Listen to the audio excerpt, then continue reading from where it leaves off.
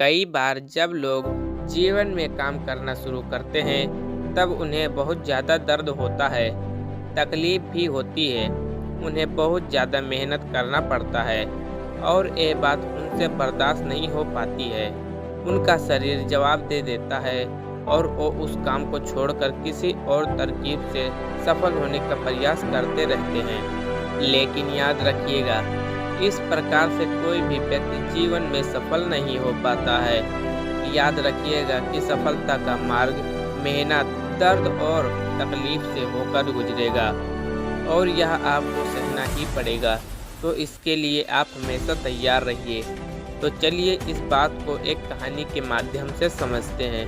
एक बार एक मूर्तिकार अपनी छीनी और हथौड़ी से एक पत्थर को भगवान की मूर्ति का आकार देने का प्रयास कर रहा था।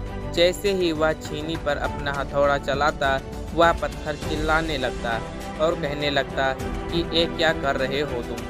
इतना मार क्यों रहे हो? मुझे बहुत ज़्यादा दुख हो रहा है, तकलीफ हो रही है, पीड़ा भी हो रही है। मुझे अपने हाल पर छोड़ दो और यहाँ से चले जाओ। मूर्तिकार ने उस पत्थर से कहा, मुझे बहुत अच्छे से पता है कि तुम्हें बहुत ज़्यादा दर्द हो रहा है, तकलीफ भी हो रही है और तुम बहुत ही ज़्यादा पीड़ा में हो। मूर्तिकार ने उस पत्थर से कहा, मुझे बहुत अच्छे से पता है कि तुम्हें बहुत ज़्यादा दर्द हो रहा है, तकलीफ भी हो रही है और तुम बहुत ही ज़्यादा पीड़ा में हो। लेकिन यदि आज तुमने इस दर्द को नहीं सहा, इस तकलीफ को भी नहीं सहा, तो जीवन भर तुम यही इसी प्रकार से पड़े रहोगे। मुझे पता है कि तुम में आगे बढ़ने की अपार संभावना है। तुम एक बहुत अच्छे पत्थर हो, लेकिन यदि तुम इसी प्रकार से रहोगे तो कभी भी आगे नहीं बढ़ पाओगे। इतना कहकर मूर्तिकार औजार उठाए ही थे कि पत्थर भी तेज चिल्लाने लगा, गिड़गिड़ाने लगा, विनती करने लगा कि मुझे अपने हाल पर छोड़ दो। मुझे पता है कि जीवन के लिए कौन सी चीज़ सही है और कौन सी चीज़ गलत है। मुझे बहुत ज़्यादा दर्द हो रहा है, अब मैं इस तकलीफ़ को ज़्यादा बर्दाश्त नहीं कर सकता।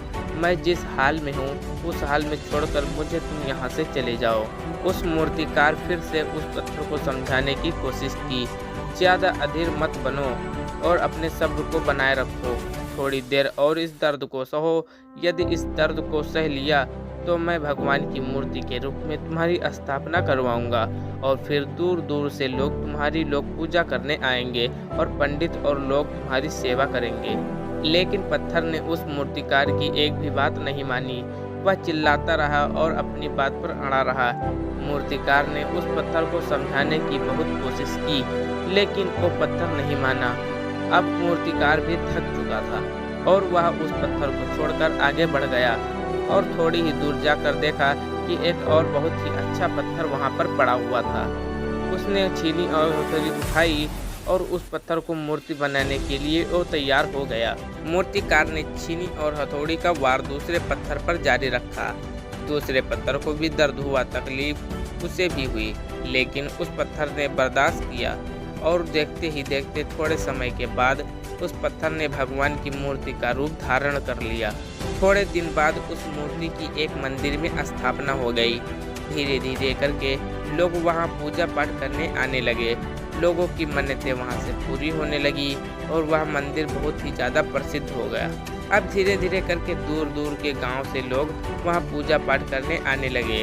फिर एक दिन और उस पत्थर को उसी मंदिर में लाया गया और उसे एक कोने में रख दिया गया। अब लोग आते और उस पत्थर पर नारियल फोड़ते। ये कोई और पत्थर नहीं बल्कि वही पत्थर था जिसने दर्द को नहीं सहा था। अब वो पत्थर मन ही मन बहुत ज़्यादा पछता रहा था, दुखी भी हो रहा था और अपने आप से कह रहा था कि काश मैंने उस दिन उस दर्द को, उस तकलीफ को सह लिया होता तो आज लोग मेरी भी पूजा करते।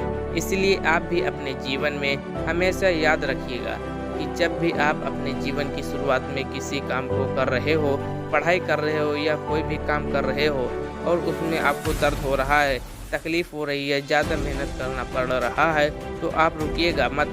किसी और रास्ते की शुरुआत मत करिएगा, क्योंकि कोई और रास्ता आपको सफलता नहीं दे सकता।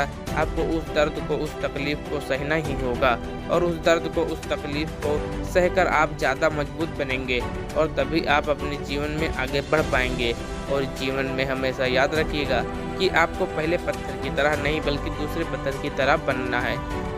यदि ये कहानी आपको पसंद आई हो और इससे कोई सीख मिली हो तो अपने दोस्तों और अन्य लोगों के साथ भी शेयर करना, और अगर जो वीडियो अच्छी लगी हो तो वीडियो को लाइक करना और साथ ही चैनल को सब्सक्राइब कर देना।